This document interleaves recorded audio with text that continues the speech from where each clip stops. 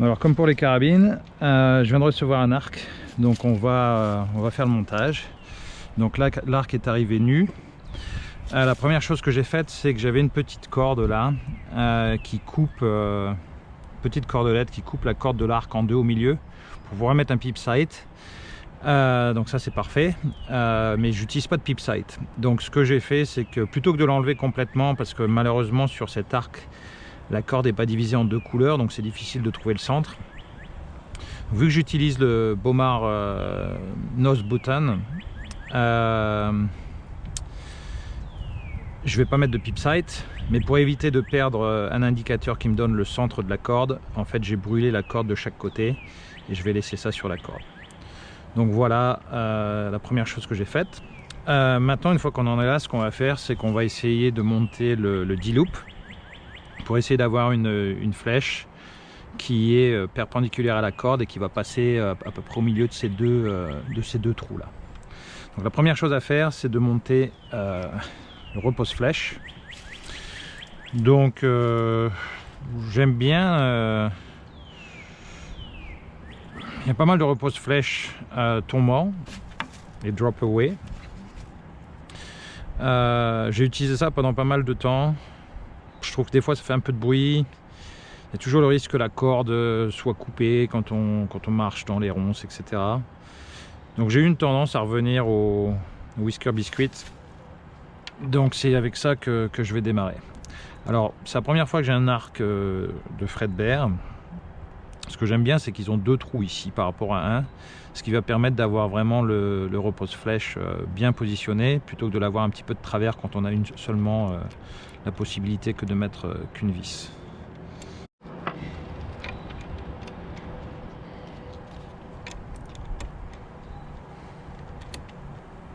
Voilà, pas besoin de serrer trop fort, surtout que là on en a deux, donc on a l'avantage d'avoir deux serrages. Donc une fois qu'on en est là, ce qu'on va faire, c'est qu'on va mettre l'arc de niveau et on va essayer de trouver le point pour pouvoir venir mettre le D-loop. Donc pour faire ça, on a besoin d'avoir un petit étau.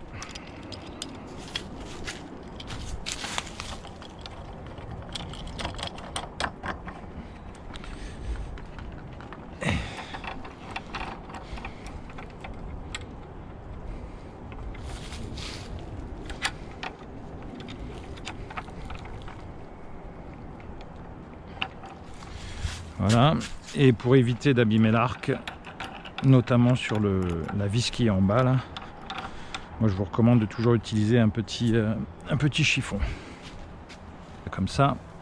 Et donc là on va venir positionner l'arc et essayer de le mettre de niveau.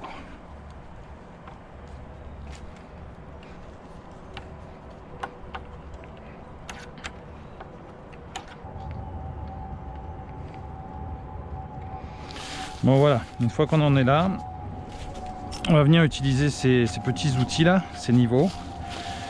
Le premier, on vient le mettre dans la corde. Donc voilà, donc on va venir le mettre sur la corde comme ceci. Et donc là, on va venir ajuster l'étau pour mettre l'arc de niveau. Il faut que je l'aide à peu près de niveau comme ceci.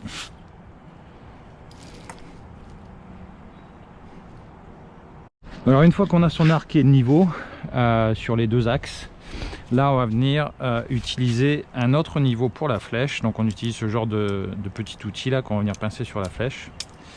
Et on va venir essayer de trouver le bon endroit pour mettre son D-loop et placer ses knocking points afin que la flèche soit perpendiculaire à cette corde. Alors ça n'a pas toujours besoin d'être exact, mais l'idée c'est d'essayer d'avoir quelque chose qui passe au milieu des deux trous là qui sont là, et d'avoir quelque chose qui est à peu près niveau de l'autre côté. Donc pour faire ça, on va couper un bout de corde et on va prendre ça assez large pour pouvoir travailler de façon simple. Voilà.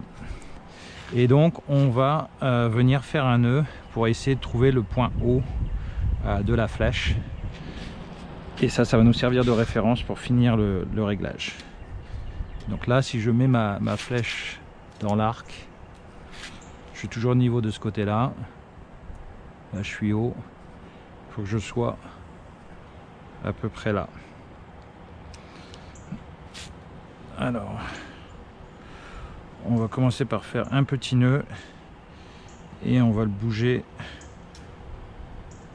Voilà, donc j'ai une première référence qui est là. On va vérifier maintenant.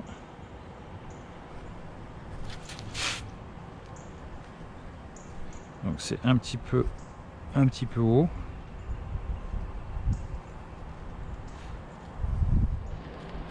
Là on est pas mal. Je pense qu'on est encore un tout petit peu haut.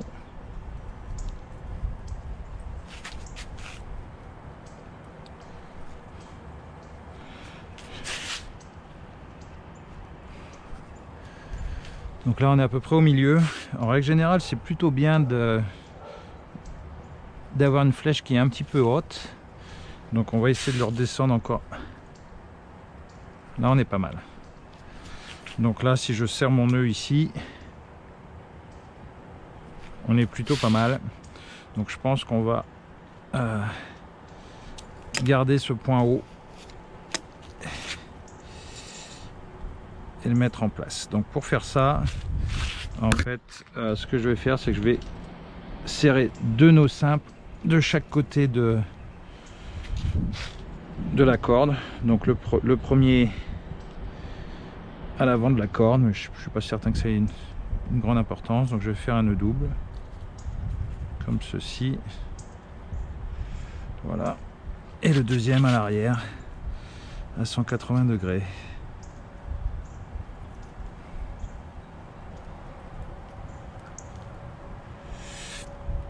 Voilà.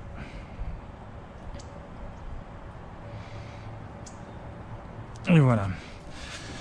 Alors on va quand même faire une dernière vérification pour s'assurer que ça n'a pas bougé. Donc là on est positionné, on est au centre.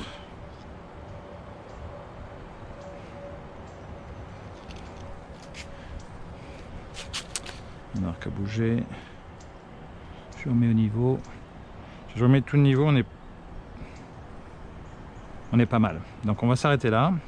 Donc une fois qu'on en est là, maintenant on va faire la même chose en dessous. Ça va nous servir de référence et après on viendra mettre le D-loop entre les deux. Donc à ce niveau là, on n'a plus vraiment besoin de l'étau. On peut enlever l'arc de l'étau.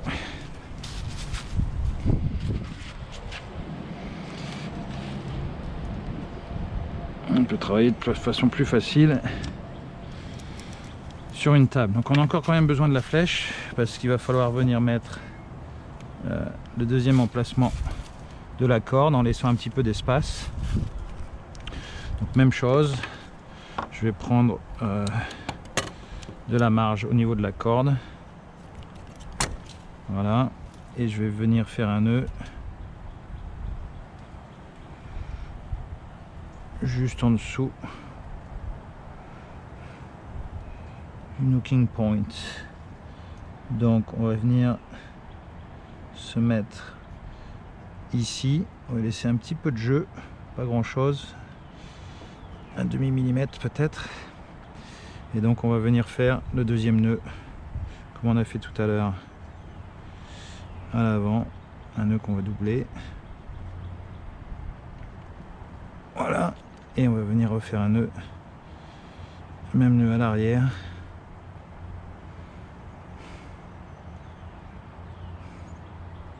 Et on va venir le resserrer comme ceci, voilà. Une fois qu'on en est là, on vérifie qu'on est bien positionné, c'est pas mal.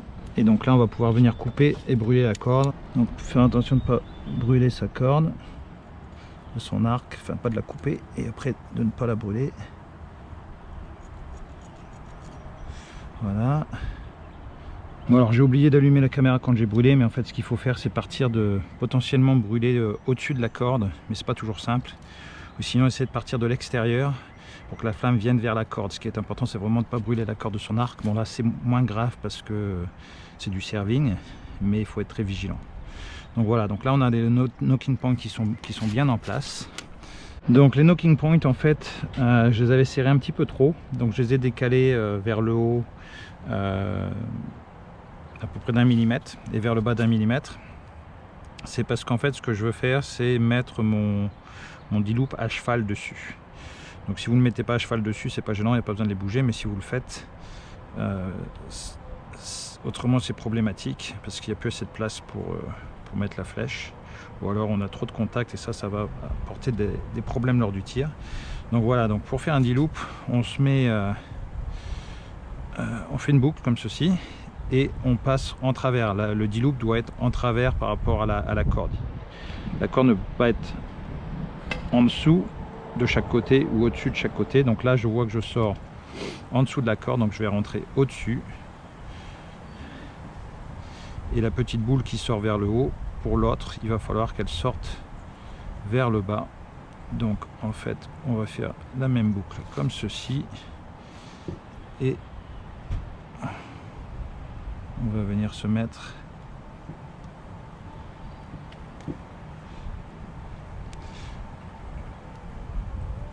juste là.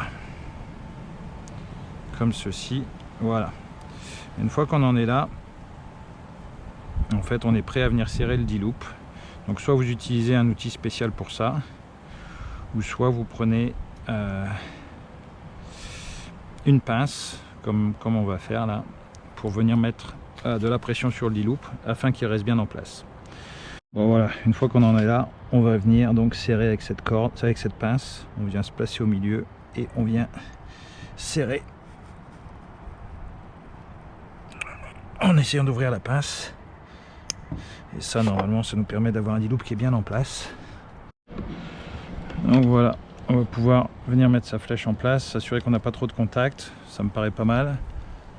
La flèche a l'air d'être bien en place. Donc là, on va pouvoir aller ajuster le repose-flèche pour s'assurer qu'on a une flèche qui vole bien droite. Donc ça, il y a plusieurs façons de faire, soit à travers du papier. On va essayer de faire ça, ou soit faire ce qu'ils appellent ici le wall back tuning. Donc en fait mettre une corde sur une cible, tirer très près et après ajuster et reculer pour s'assurer qu'on est bon. Voilà, l'objectif d'ajuster le repose flèche. Si vous ne tirez qu'avec des flèches avec des pointes, c'est pas très grave, la flèche va pas voler très droit, mais globalement les plumes de la flèche vont lui permettre d'arriver dans sa cible de toute façon. Par contre, quand vous mettez une lame devant, ben, la lame va fonctionner comme les plumes derrière, donc on va avoir une tête et une queue qui vont pas fonctionner ensemble et ça va amener de la déviation et de l'imprécision. C'est en règle générale pour ça que quand vous tirez avec une lame et avec une flèche avec une pointe, vous avez parfois des écarts de 10 cm à 20 ou 30 mètres. Donc ça c'est important. Donc ça c'est la prochaine étape. Alors quelque chose qui vaut quand même le coup de faire quand on fait ça, c'est de mettre son viseur. Parce que en fait ça va permettre de s'assurer qu'on est bien de niveau.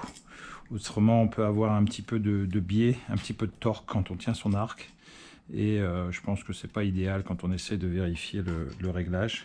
Donc moi en général je monte n'importe quel viseur, c'est pas très important. Alors les autres points importants pour faire du paper tuning, c'est d'essayer d'avoir quelque chose à son niveau pour éviter d'être trop haut ou trop bas, sinon on va avoir potentiellement un mauvais signal, et essayer d'utiliser des flèches avec 3 plumes. Plus il y a de plumes, plus ça rend les choses compliquées. Ensuite, il n'y a pas grand chose à faire, il faut juste tirer de façon très relaxée et laisser partir la flèche sans donner de coup de doigt. Ça c'est vraiment la clé. Essayer de ne pas avoir de contact, donc s'assurer qu'on est au milieu de son niveau, comme ceci.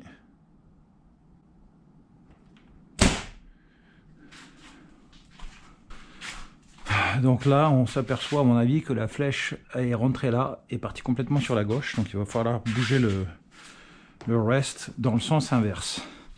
Donc quand on règle son viseur, on bouge dans le sens de la flèche, là où on veut aller. Si j'avais tiré trop à gauche, j'aurais bougé plus à gauche.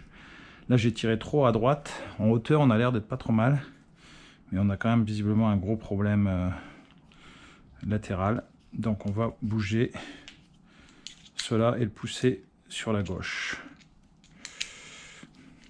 Donc en règle générale quand on fait des mouvements là, on fait des micro-ajustements, donc il n'y a pas grand chose à faire. Là j'ai quand même quelque chose qui a beaucoup bougé, donc je vais quand même le bouger probablement de 2-3 mm. Voilà, à peu près là. Et donc on va continuer de tirer et faire les ajustements jusqu'au moment où on aura un trou qui sera entre guillemets parfait.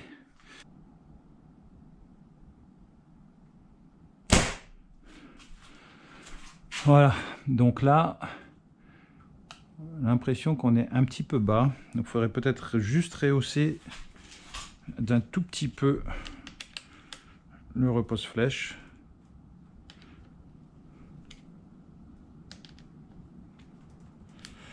On va voir ce que ça va donner.